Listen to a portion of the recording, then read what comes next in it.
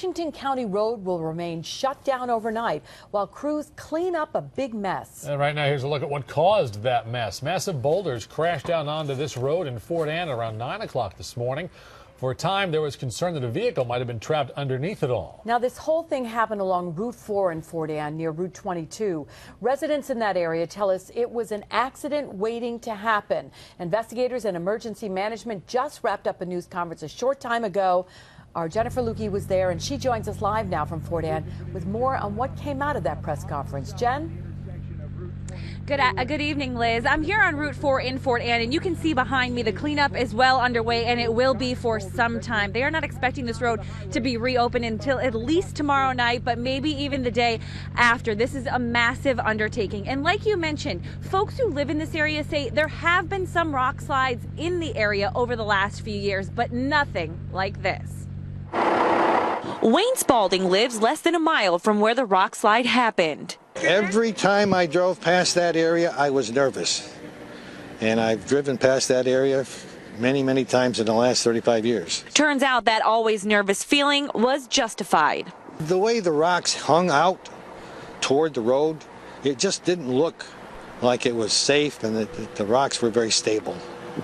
And there have been some small slides. I've noticed smaller rocks, I mean, huge like this, but not as big as what happened here. For much of the day, crews were unsure whether there was a car under the massive pile. The woman who called 911 said she escaped the slide by seconds, but she was ahead of the other car, and once she passed, I guess they saw the rock slide coming down, and she claimed that there was a vehicle behind her.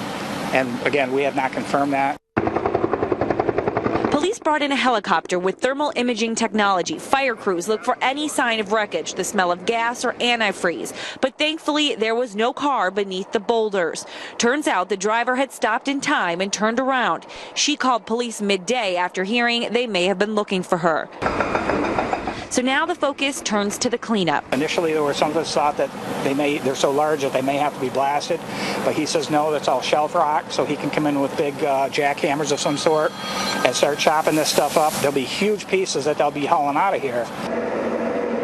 Engineers from DOT are still evaluating the rest of the hill as well. Now, those are the rocks that really worried me. Now maybe they'll do it right. When they put this road in 30 years ago, they just didn't do enough of it.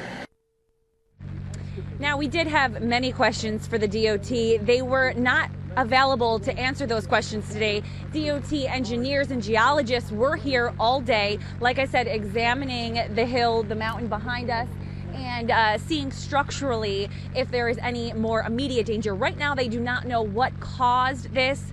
Obviously, it's pouring rain right now. It has rained here on and off for the last couple of weeks, we're told. We don't know if it's that. We don't know if it's a quarry nearby.